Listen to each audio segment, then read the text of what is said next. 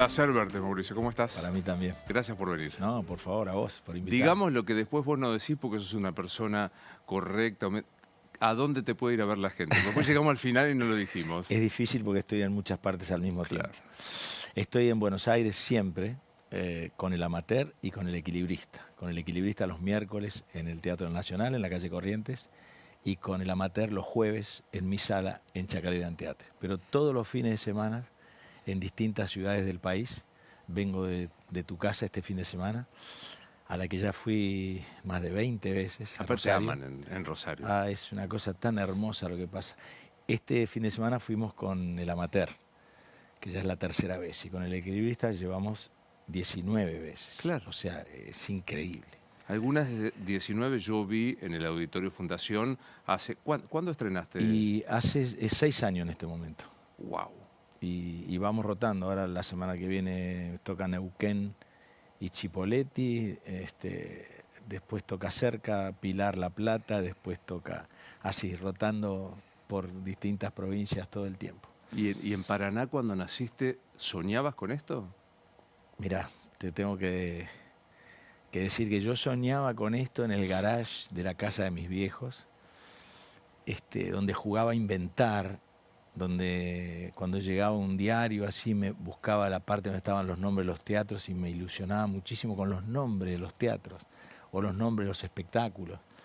Pero abría la puerta del garage por la calle Paraguay y nada de lo que pasaba me podía trasladar a concretar ese deseo. Yo decía, ¿cómo voy a hacer en el futuro? ¿Cómo voy a hacer? Y nada, ahí siempre siento que me gustaba mucho jugar al tiro al blanco, para acertar, para ver la puntería que tenía.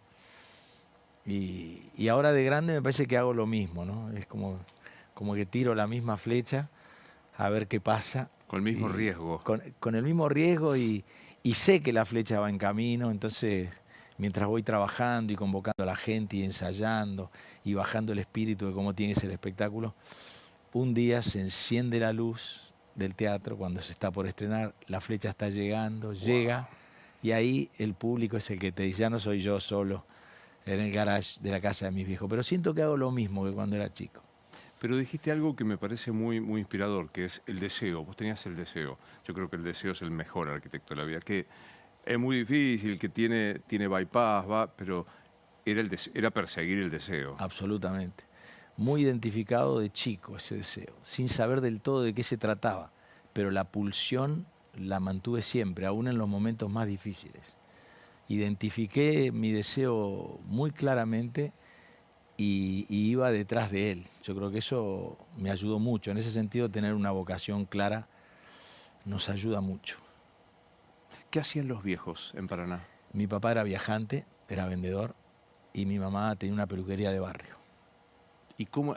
Volvete ahí, andá a calle Paraguay en Paraná y abrís los ojos y ves qué. Mi casa salía por Paraguay y tenía entrada por Libertad. En la esquina de las dos casas había una alcantarilla, que es la que le daba el nombre al barrio. El barrio La Alcantarilla. Tenía una en cada esquina. En ese momento, para mí era el Aleph. Era el lugar desde donde después vi todo al mismo tiempo. A pesar de que he tenido oportunidad de viajar y de conocer muchas cosas, siempre siento que todo estaba en la calle Libertad. Qué impresionante, qué imagen esa de todo el tiempo y todo el espacio en el mismo lugar, ¿no? Sí, y sobre todo por lo que se podía aprender, ¿no? La calle ahí era una calle que tenía riesgos menores, ¿no? Podía tener el riesgo de pelearte con uno más grande que vos, o que alguien te hiciera trampa a las bolitas o a las figuritas. Pero era un barrio en el que había como un instinto de superación natural.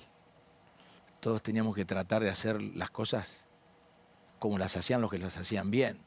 Y había expertos en fútbol, en básquet, en metegol, en lo que sea, ¿no? Y siempre creo que eso me inspiró mucho a mí. Me subió la vara, ¿no? Tener el aspiracional alto, aunque advirtiera que no tenía el talento para ninguna de esas cosas, intentar hacerlo lo mejor posible, ¿no? ¿Y no te hizo ruido no tener el talento de lo que tenían los de ahí? ¿Y vos tenías talento? ¿Tenés talento para qué? No, yo no sabía para qué tenía talento y tenía mucho temor de no tenerlo para la actuación, que era lo que a mí me gustaba. ¿Vos querías ser actor? ¿Tenías claro? Sí, sí, muy claro. Vi una película un día y era Melody, una película producida por Oliver Stone, y se trataba de la vida de chicos que tenían la misma edad que tenía yo. Y yo no podía entender por qué yo no estaba ahí en la película. Cómo nadie me había avisado que la película se hacía. Tenía tanta desinformación, en general como se vive en Paraná, que se vive, es una ciudad que vive de sus propias cosas, no mira tanto afuera. Yo ni siquiera sabía dónde se filmaban las películas. Y salí del cine desesperado buscando gente parecida a la que había trabajado por si filmaban en algún barrio que yo no conocía. Para mí todo estaba en mi ciudad hasta ese momento, ¿no? Claro. Y fui muchas veces a verla. Me latía el corazón mientras la veía. Y tenía temor de no tener condiciones para eso, porque advertí que era eso lo que me gustaba. De hecho, en los primeros años en Buenos Aires, cuando las cosas no se me daban, mi lucha tenía que ver con comprobarme a mí mismo que estaba luchando por algo que tenía razón, ¿no? Que yo tenía algo para ofrecer. ¿Allá no te probaste como actor en Paraná? Sí, en Santa Fe en realidad, porque había reprimido mucho el deseo, porque de chico, cuando yo decía que quería ser actor, se me reían un poco, ¿no? Claro. Pero claro, el desconocimiento también yo creo que le hacía pensar a las otras personas que yo decía que yo quiero ser como Sandrini, como Parravicini, era tanto que no podían imaginar cómo ahora que la actuación ha crecido mucho y está hasta en las escuelas, que bueno, que ser actor o hacer teatro lo puede hacer cualquiera y está mucho más aceptado. Hace 50 años era querer ser una estrella para los demás, ¿no? Entonces lo vivían Te como algo miraban y te ridículo, decían, casi. dale, Pobre. dale. Y bueno, empecé a hacer teatro en Santa Fe, sí.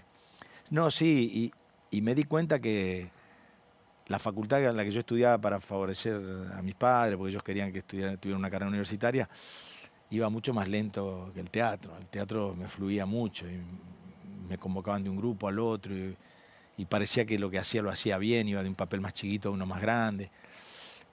Pero llegado a Buenos Aires con la competencia de aquí y no conociendo a nadie, no estaba tan seguro que esas condiciones que yo había percibido Claro. podían jugar, ¿no? Es que nos pasa mucho a los que venimos de otro Sí, lugar, sí. que vos decís, bueno, ahora llegué, opa. ¿Y qué estudiaste en la universidad? ¿Qué estudiabas supuestamente en la universidad? Ciencias económicas. El contador de ahí, no me imagino ahora con el No, blanqueo no, y no. con No, liquidando de hecho, impuestos. de hecho yo decía, no quiero ser un contador que hace teatro. Yo quiero dedicarme el tiempo entero. Había leído que la definición de contador tenía que ver con alguien que hacía de su profesión algo así como su actividad diaria. Y yo decía, no quiero alternar una cosa y la otra, quiero dedicarme a full. Y cuando lo decidí, esa libertad, aunque no había ningún indicio de que me pudiera ir bien, me hacía muy feliz. Estar en el camino ya era un montón. ¿Los viejos viven? ¿Tus papás viven? No, ya no. ¿Cómo se llamaba tu papá? Miguel ¿Y mamá? y Paulina. ¿Qué dijeron Miguel y Paulina cuando Dayub, el contador Dayub decía, me voy a Buenos Aires? Bueno, primero mi papá tuvo una actitud buenísima. Porque me dijo que si yo me dedicaba con la misma energía, con la misma dedicación, con el mismo esfuerzo que había que ponerle a la carrera universitaria, él me iba a seguir ayudando como si yo siguiera estudiando, como si yo seguía estudiando. Qué hermoso. Y yo siempre lo valoré mucho porque ese parámetro que él me puso de que yo tenía que estudiar del mismo modo y trabajar del mismo modo, sin querer, me obligó a ser muy exigente con mi profesión. Porque en el fondo yo tenía que demostrarle que lo que yo había elegido valía tanto como lo que él había elegido para mí, a pesar de que no pareciera. Y mi mamá lamentó muchísimo porque era su objetivo en la vida que todos sus hijos fueran lo que ella no había podido ser, ¿no? Tener una profesión. Y a mí me costó bastante porque nosotros somos 5 hermanos y detrás mío los, algunos que quisieron abandonar, 2 ya se estaban por recibir y mantuvieron y los otros cambiaron. Yo fui un poco el que pateó el tablero y ayudó a otro. El que abrió la esclusa Sí, esa, claro. porque si no tenías una vocación clara para una carrera universitaria, estudiarla era muy duro. Yo le hacía perder tanto tiempo a mis compañeros, era tremendo, ¿no? Terminaban de hacer los ejercicios y me esperaban.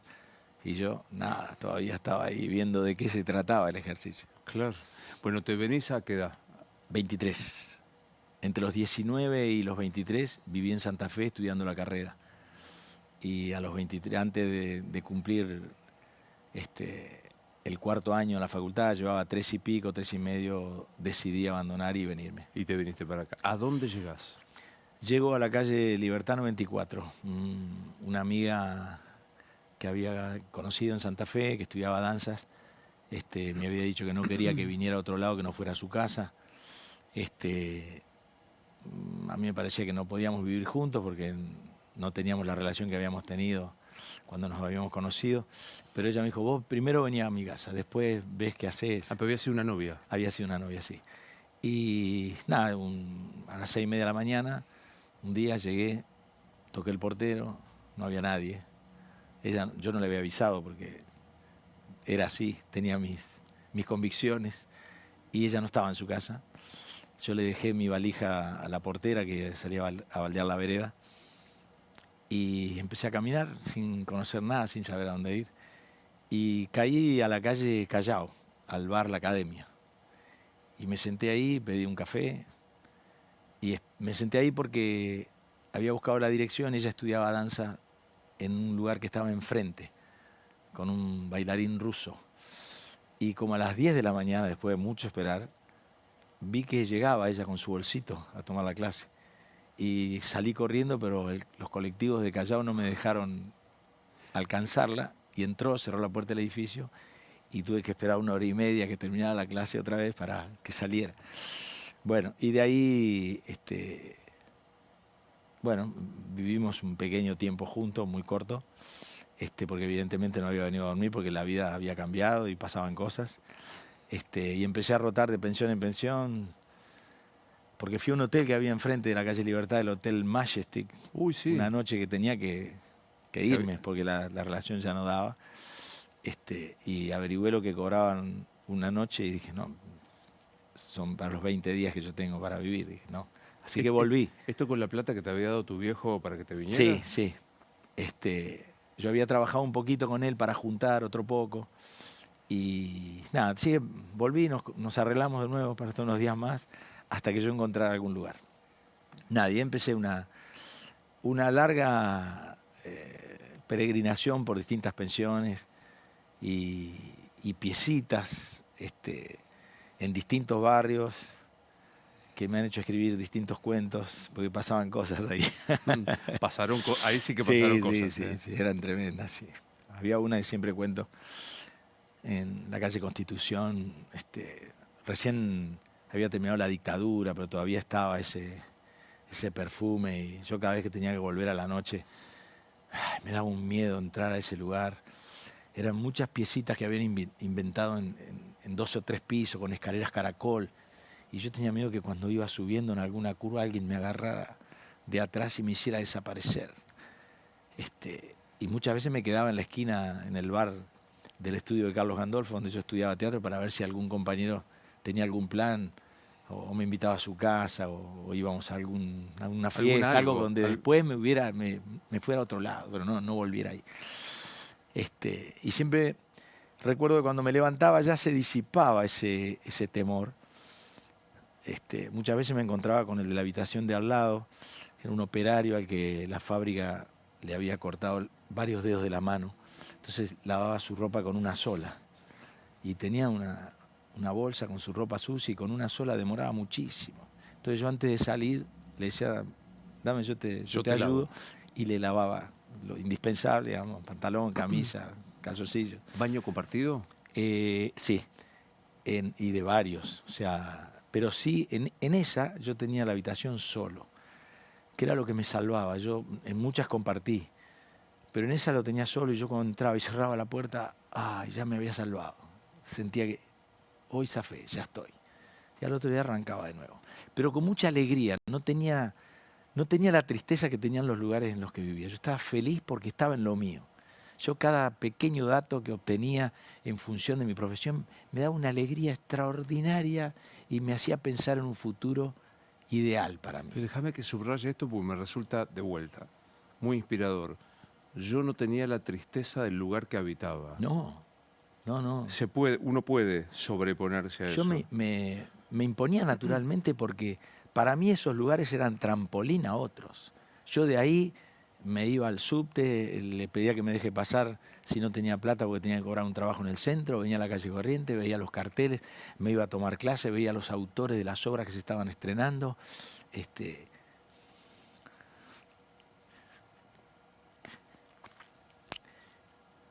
Me imaginaba que algún día yo iba a ser el que estaba ahí, con eso en la cabeza.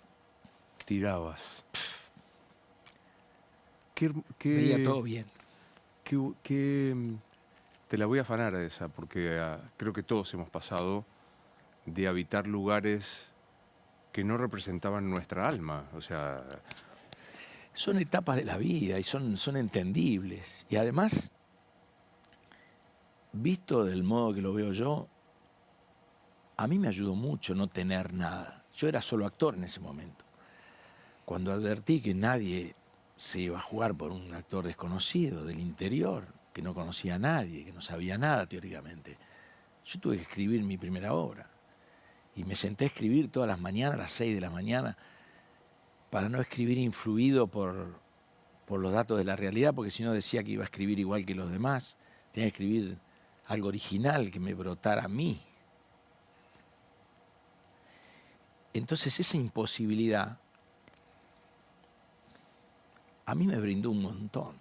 Yo pasé a ser actor, autor, director, productor, dueño de sala, todo por necesidad, porque no sentía la adhesión del otro que me facilitara las cosas. el no o el fracaso, no sé, no me gusta, porque el fracaso se supone que es la otra cara del éxito y es como una complicación la palabra el éxito, ¿no? ¿Viste? Sí. Digo, pero el no te impulsó. Sí, porque no era un no es que me rechazaban. Sí, llevaba la foto, me decían, sí, pibe, te llamamos. No es que sentí un rechazo personal, era la indiferencia. Yo sentía que mi personalidad no le movía la aguja a nadie. Fuera donde fuera era lo mismo si iba, si no iba. Yo, qué bárbaro. Yo siento que vengo a ofrecer mi corazón y ni intuyen que ese que está ahí, que soy yo, puede llegar a tener algo para ofrecer.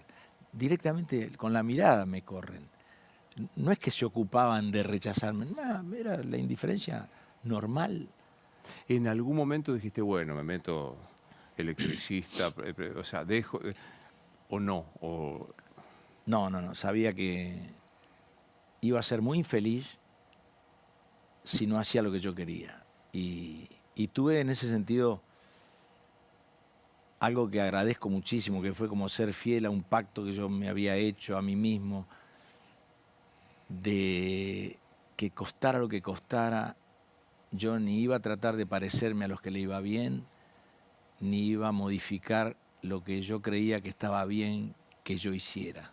Yo no quería ir para donde me llevara el viento, yo quería tratar de desarrollar algo que latía en mí y que no existía, que yo lo tenía que inventar, y yo tenía que convencer a los demás de que yo lo tenía. ¿La fantasía de pegar la vuelta a Paraná? No. No. Porque estaba eso que latía y era... No porque tampoco sentía que me había ido de Paraná. Yo era Paraná.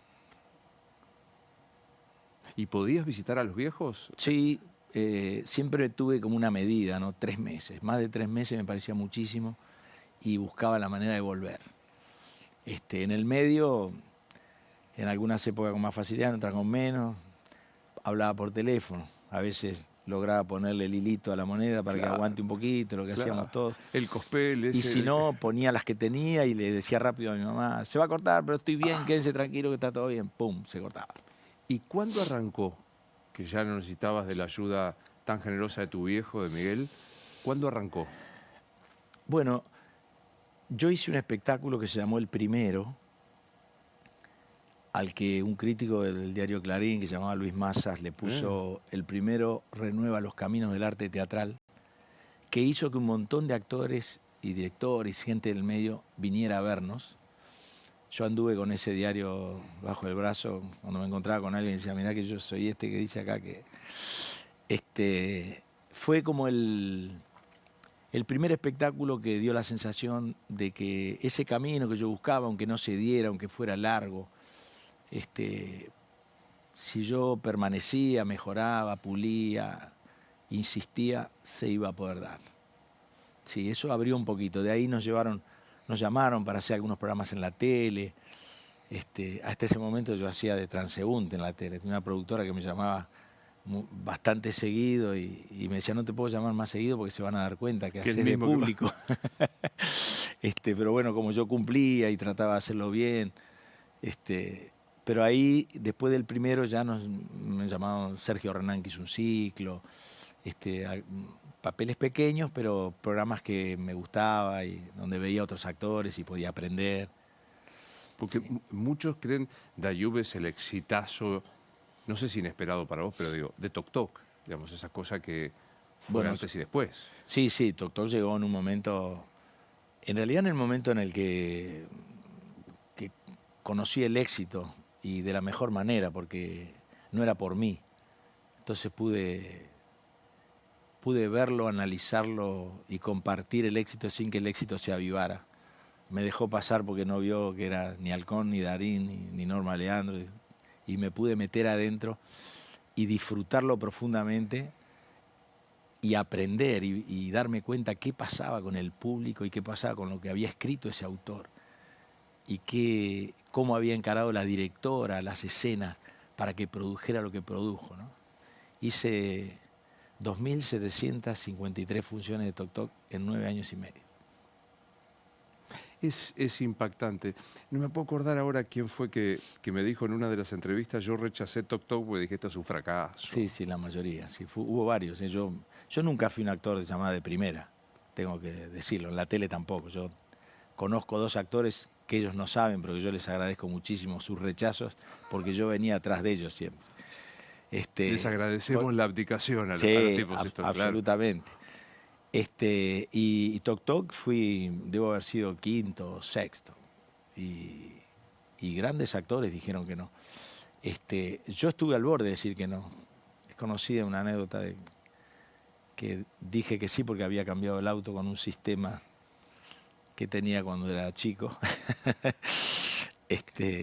Y Paula estaba en desacuerdo. ¿Cómo era el sistema? Nada, muy poquito. Yo no había salido al teatro comercial, había salido una sola vez y había hecho un fracaso. Con Norman Brisky y Pepe Novoa, que eran la dupla exitosísima de La Fiaca, dirigidos por Gorostiza. Hicimos un espectáculo que duró 2 semanas en cartel. Y yo me volví a refugiar al teatro que yo conocía y empecé a hacer mis espectáculos. Y siempre la gente en el hall me deseaba éxito. Y yo sentía que lo tenía, porque si yo tenía 40 personas sentadas, yo podía seguir escribiendo, produciendo, me desarrollaba. Cuando llegó Toc Toc, me di cuenta de lo que era el éxito, que era otra cosa. Pero acepté porque pocos días antes de que me llamen para Toc Toc, sin que sepan en mi casa, los últimos ahorros que me quedaban, me los gasté para cambiar el auto. Y expliqué. Lo hice sin preguntar, primero porque no hay muchos autos que me gusten, a mí me gusta uno solo, y fui por ese. Y segundo porque cuando yo estudiaba teatro y no me iba bien, cuando me quedaba poca plata, me la gastaba en algo para que la adrenalina de no tener me generara algo nuevo. Si no, me parecía que empezaba a languidecer y corría riesgo de entristecerme, de decepcionarme, de caerme. Para que eso no me ocurra, iba y me lo gastaba en algo que valiera la pena, que estuviera bueno, y a partir de ahí empezaba a vivir distinto porque algo me tenía que pasar. Y claro, Yo creo que las personas que me rodeaban me veían tan desesperado que O sea, algo, dale algo. dale algo. Dale algo.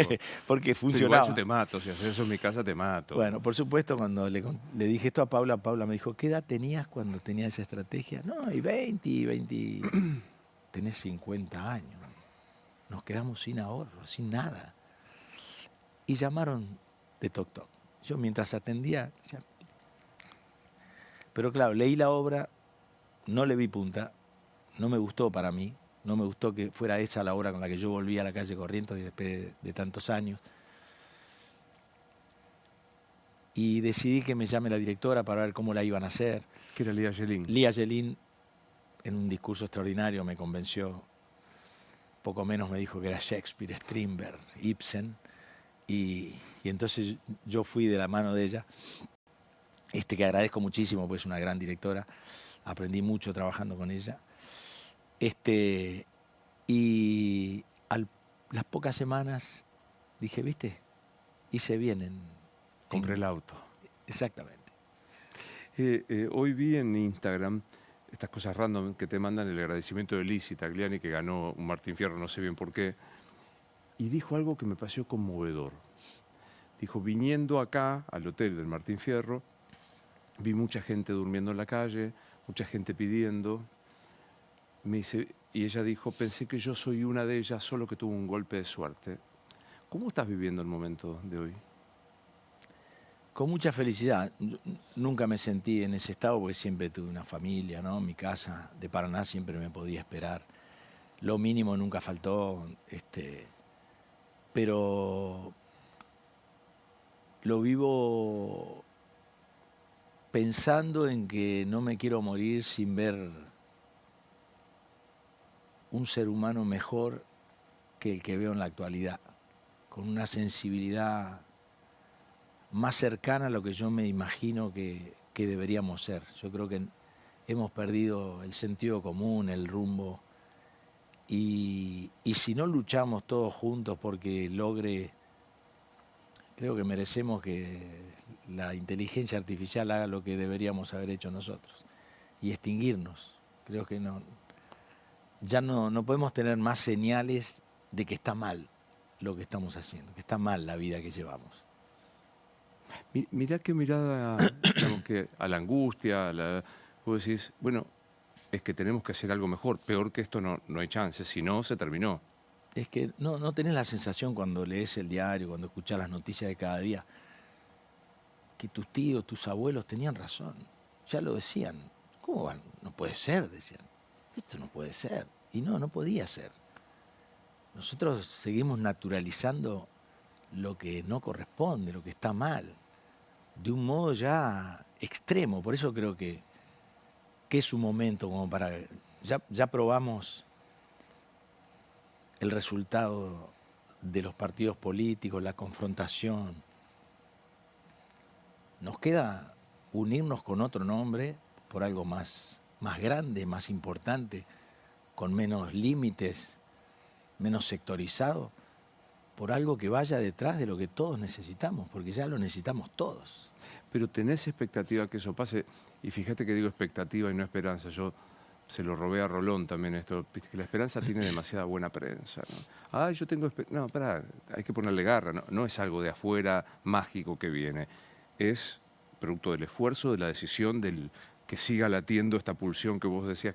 ¿Tenés expectativa de que venga algo mejor? Mira, cuando ganamos el campeonato del mundo, yo sentí que cuando hay un interés común, real, honesto, yo sentía que todos nos dábamos cuenta que lo habíamos ganado por jugar bien, por tener inteligencia, por insistir, por fuerza, por garra, por oponerse a la primera derrota, por tener estrategia, por cosas dignas, no por la vivada argentina, no por ser amigo de no sé quién, no porque el mejor dirigente ayudó para qué, no porque nos tocó la zona más fácil, no, nos lo merecíamos. Y los argentinos nos abrazábamos todos unos con otros sin preguntar la ideología. Había algo superador, había algo mayor, algo más grande. Yo creo que eso es lo que nos hace falta. Un sentido común más poderoso, más humano, pero ni siquiera solo a nivel país, a nivel mundial, porque no es la Argentina la que está mal, es el mundo el que hace cosas que no se pueden creer. No las podemos creer, las leemos y las pasamos porque no nos entra en la cabeza el mal tan organizado, tan destructivo, que baja, y por eso es destructiva la cotidianidad también, ¿no? Claro, es muy violenta. Digo, ¿y cómo vivís? ¿Cómo te la bancás? Digo, perteneces a un colectivo muchas veces de los actores, ¿viste? Los actores, la cultura. ¿Cómo vivís esta cosa del desprecio? Yo siento que como hace mucho tiempo que voy detrás de algo personal, se puede diferenciar y puedo ser parte de un colectivo, pero tener una manera de pensar personal y que sea aglutinadora. Yo pienso que la política es el arte de hacer el bien común. Yo busco el sentido común permanentemente, no busco mi interés, busco el interés porque estoy seguro, el interés de todos, porque estoy seguro que cuando uno hace algo bueno mejora el mundo para todos y cuando uno hace algo malo empeora el mundo para todos. No quiere decir que yo sea una buenísima persona, sino que tengo ese objetivo. Me equivoco, hago cosas que están mal, entonces retrocedo, busco, pueden pasar todas esas cosas, ¿no? Soy humano. Pero tengo esa intención, que es lo que yo trato de generar en los demás. Mis espectáculos vos salís y me da la sensación de que salís advirtiendo qué es lo importante de la vida y qué no, ¿no? Total. Que un ratito podemos distraernos. Jugamos que no. Sí, sí, un poquito para distraernos podemos, pero ¿qué es importante para nosotros? Está ahí arriba el escenario. Vos salís y decís, sí, yo por esto tengo que luchar y tengo que luchar ahora, no tengo que esperar. ¿Y qué es importante? La vida humana, esencialmente, y de todos igual. No del que le va bien, no del que es poderoso, no del que vive en determinado barrio, de todos. Yo siempre digo, cuando un cirujano te va a operar, el que importa no es solamente el cirujano, hay uno que maneja la ambulancia, hay otro que esteriliza los instrumentos, hay otro que prepara el ámbito para que la operación sea un éxito. Todos somos importantes. Lo que pasa es que hemos naturalizado que hay que saludar con importancia al importante y así nomás, como me saludaban a mí, al que no vale la pena. No es así, pero estoy convencido. ¿A qué edad fuiste papá? A los 53. Contame eso. Y bueno, yo siempre digo que creía que no me faltaba nada y cuando llegó me di cuenta de que me faltaba lo principal.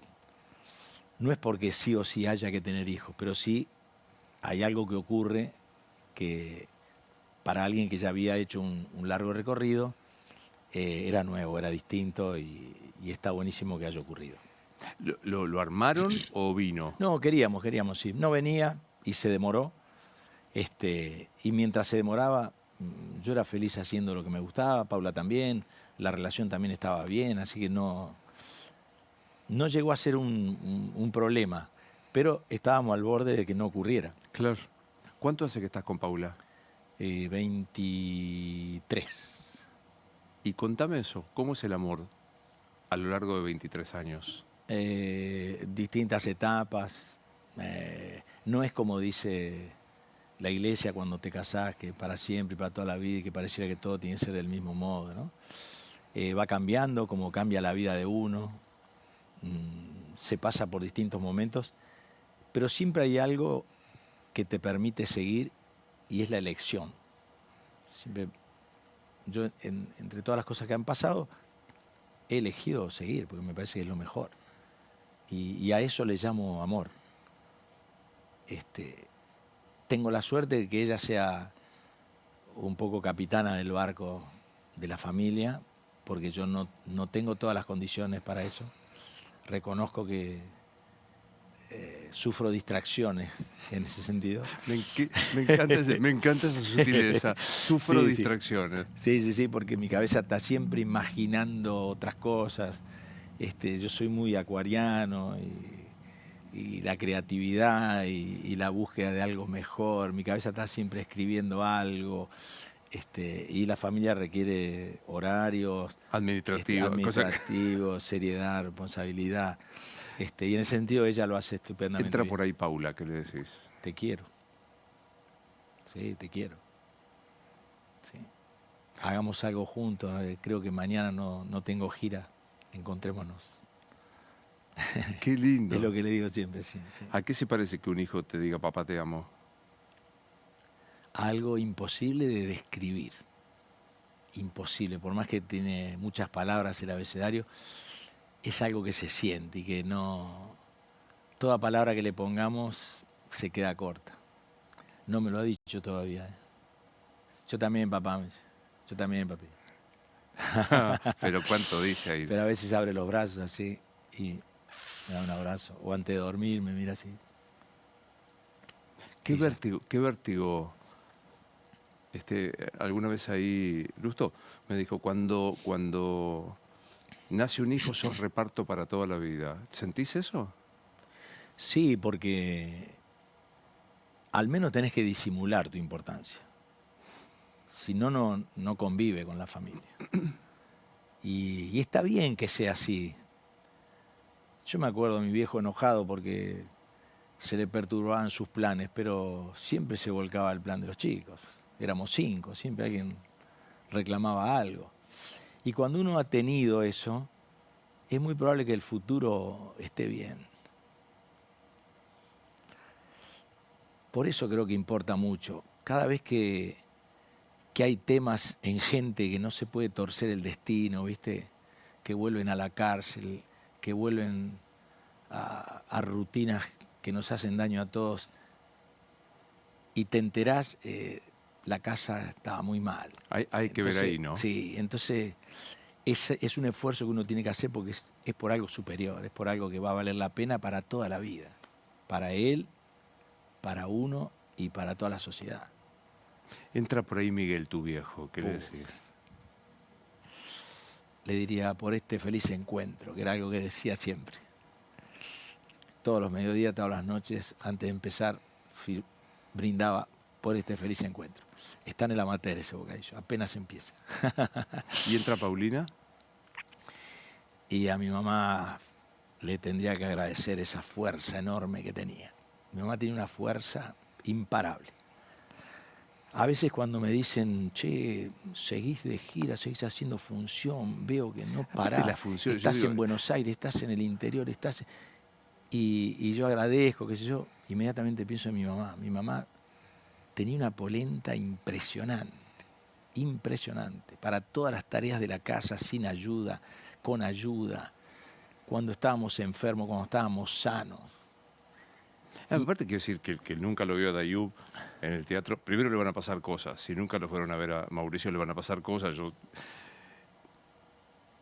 Viste que no quiero hablar mal de nadie, pero hay actores que son muy buenos, pero hay pocos actores que aparecen en el escenario, ponen una pata en el escenario y algo cambia. Decís, ¿qué es eso? Cada vez que uno te ve en el teatro. Pero encima vos le metés en el equilibrista, lo amateur, un esfuerzo físico enorme. O sea, Sí, eso viene de eso heredado Paulina. sí, no, es un estilo en realidad que encontré, porque siempre me pareció que yo tenía que hacer reír más que el mejor actor cómico y emocionar más que el mejor actor dramático. Cuando yo lograra eso, se iban a disipar todos los problemas que tenía de vivienda, de dinero. Y para lograrlo, tenía que tener un estilo original, algo que estuviera en mí. Y el cuerpo estaba en mí. Yo siempre hice deporte. Yo quería ser un actor que escribía con el cuerpo arriba del escenario. Y así como el autor escribe en su cuaderno o en la computadora, el actor tenía que escribir con el cuerpo. Y lo fui dotando sin querer de algo deportivo a mis espectáculos. Casi todos tienen una actividad física enorme. Ahora me doy cuenta que han mejorado mi vida porque la obligación de tener que hacer eso arriba del escenario me exige cuidarme y entrenarme la semana, ¿no? Pero fue sin querer, fue por ese deseo de hacer un teatro que me permita hacerlo para toda la vida. ¿Y te Sí. jode el paso del tiempo? ¿En qué sentido? ¿Te molesta el paso del tiempo? No, me molesta a veces cuando tengo que usar lentes porque no veo. Me molesta saber que podría vivir determinada cantidad de años y que me voy a perder algunas cosas de la vida de mi hijo. Pero en general la llevo bastante bien. Sí, me molesta no haber tenido de joven las oportunidades que tal vez podría tener de grande y que ya no se pueden volver a vivir porque es distinto el momento, esa ingenuidad que teníamos cuando éramos jóvenes. Yo vivía con Velati, con el Indio, en un cuartito, en una planta baja, muy oscura, y cuando salíamos a una fiesta o algo íbamos por la calle y caminábamos sintiéndonos Halcón, Lupi, Brandoni, como mínimo. Íbamos a la fiesta, a la madrugada, cuando teníamos que volver, si nos habían dado un teléfono, una dirección de una productora o alguna chica nos había mirado bien, ya volvíamos por la calle caminando sintiéndonos Brando, Pacino y De Niro, ¿no? Una sensación hermosa que se puede tener a una edad, pero es más difícil cuando son más grandes porque la finitud de la vida está más cerquita, porque la realidad es más potente. Pero yo recuerdo que en esa época nos despertábamos a la mañana en el cuartito ese y yo sabía que lo que había pasado a la noche no era cierto. Pero yo prefería haberlo vivido. Claro. Yo prefería lo que había sentido porque detrás de eso que sentía me iba a lograr las cosas del día con ilusión. Eso me guiaba, ¿viste? Yo vivo la vuelta al Chacarerian y te veo cada tanto, que estás ahí atendido. Yo digo, este es el teatro atendido por sus dueños, estás atento. Sí, sí. Yo creo que tiene que ser así, no lo veo un mérito. El presidente del club de la esquina a 2 cuadras de mi casa de Paraná iba todos los días al club y estaba ahí arreglando las cosas, digamos. Yo creo que es así. Y también porque si no las cosas, corremos el riesgo que las cosas pierdan identidad, que yo creo que es algo fundamental. Si el teatro empieza a funcionar de acuerdo a cualquier espíritu, ¿con qué se va a encontrar la gente cuando va?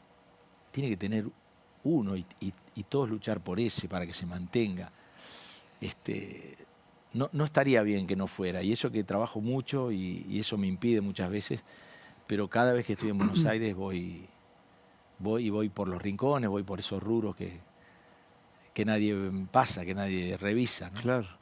¿Cuánto funcionario político va al teatro? Han venido muchos, han venido todos, te diría, no sé, no los nombro porque no me gusta nombrar, pero han venido casi todos. Pero me da alegría, pues yo no me cruzo nunca. Mirá que yo voy al teatro. Sí, pero a ver, no porque han venido, que vienen a elegir las obras y van. En alguna época yo hacía algunas comidas porque era teatro bar y venían. En otra época, me acuerdo cuando el Chango Farías Gómez era funcionario del gobierno, vino Macri, que era jefe de gobierno de la ciudad. Han venido muchos, han estado, hicimos unas comidas en la primera época de Kirchner, me acuerdo, que también venían incluso que querían generar cosas que yo no podía creer que eso fuera cierto, después terminó siendo. Pero han venido muchos, sí. Hay actores que están relacionados con la política, que están en cartel también, y vienen los políticos a verlo. ¿Hay alguna obra que te parece que habría que hacer para interpelar este momento que estamos viviendo? Nada, por ahí es difícil que se te decir, pongamos tal cosa. Pareciera, es redundante, pero yo volví a hacer el amateur porque sentía que era lo que el espectador necesitaba. El amateur es la historia de un logro personal que nos permite vislumbrar el logro colectivo.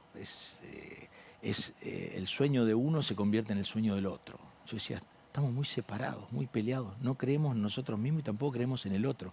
El amateur es la metáfora perfecta. ¿Cómo vamos a hacer para que el sueño de uno se convierta en el otro si lo denostamos al otro? Si sube de este lado, la mitad odia para el otro lado. Si suben del otro lado, la otra mitad odia al otro lado. Así no vamos a poder nunca ir adelante. Yo tengo que poner en escena el amateur. La volví a hacer por eso. Y si pensara que hay alguna otra temática, me pondría a escribir de nuevo y a juntar a la gente idónea para hacerlo. Y el equilibrista que te conecta con algo esencial que es la raíz de uno, ¿no? O sea, mirar hacia arriba. Sí, hacia adentro, ¿no? A quienes somos de verdad, para dejar de hacer lo que los condicionamientos sociales nos obligan a hacer todos los días, para no seguir detrás de estos sueños posibles que tenemos que conseguir y que lograr, y que cuando después de meses de luchar los obtenemos, se naturalizan y no nos dan nada, no nos dejan nada, y otra vez empezamos a luchar.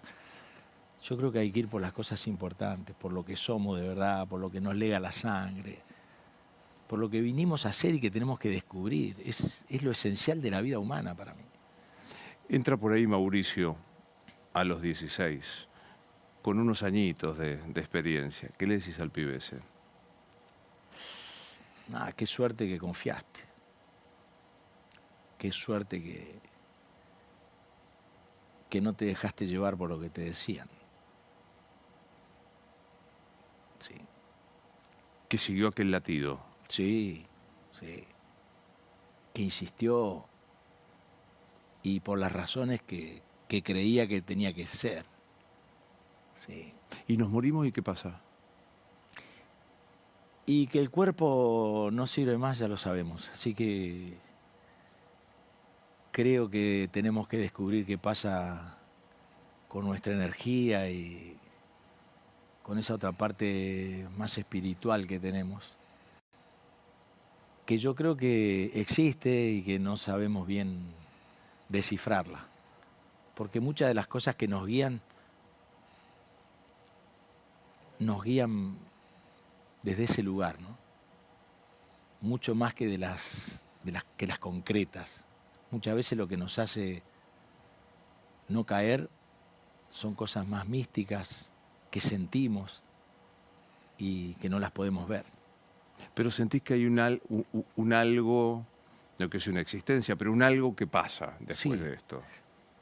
Digo que sí, porque muchas veces tiene una fuerza muy poderosa eso, pero no podemos decir ni dónde está, pero sí uno sabe que a veces por algo que nos dijeron personas importantes somos capaces de soportar un montón de cosas. Por algo que aprendimos una vez somos capaces de no torcer nuestro destino. Son cosas fuertes, cosas poderosas. Claro. Y muchas veces, por un contrato que tenemos firmado, que existe, no queremos seguir haciendo lo que hacemos. O sea que creo que hay algo más potente, aunque no sabemos cómo llamarlo, porque no lo hemos descubierto. Ponele que Dios existe. ¿Dios existe? Si crees, sí. Si no crees, no. ¿Y a vos qué te pasa? Yo por momentos creo y por momentos no. Está muy bien. Alterno. Ponele que Dios existe, como el catecismo que nos enseñaban de pibes. Llegás allá, te lo encontrás. ¿Qué te parece que te va a decir el Señor? ¿A mí? Yo fui monaguillo y siempre creo que me va a retar. Sobre todo porque para poder saber si Dios existía cuando era chico, no hice lo que el cura recomendaba hacer con la cruz que llevaba para ayudar a la misa. La puse en otro lugar y esperé toda la misa un rugido de Dios, una tormenta, algo que te dijera, move esa cruz. Y no pasó nada. Y ahí dejé de creer, porque esperaba algo tangible, ¿no? Así que seguramente me rete por eso. No se hace eso. ¿Sabés que es un cuento ese, Mauricio, ¿no? O sea, la cruz va en su lugar. Pero es un cuento. La del pibe a los 7, 8 años que movió la cruz, mirando que Dios le dijera algo, es muy impresionante. Sos buena gente, aparte de un tremendo actor. A mí me da mucho orgullo poder charlar este rato con vos. Y espera, repasemos. Chipoletti. Siempre me olvido. Este fin de semana Neuquén, Chipoletti, después Pilar, después La Plata, después Venado Tuerto, después Pergamino, después Paraná, después 4 ciudades de Montevideo, de Uruguay, Mercedes, Paysandú, no recuerdo las otras, y el verano voy a repetir Mar del Plata y La Costa con las dos. El 25 me espera Chile, Paraguay. Paula, vas a tener poco tiempo. Aprovechá Pero lo vamos a aprovechar. Y acá estás siempre en cartel, los miércoles en el Nacional, haciendo El Equilibrista, y los jueves en mi sala en Palermo, El en Chacarera. Chacarera en Teatre, el amateur. Placer verte. Para mí también. Gracias como por siempre. venir. Gracias a vos.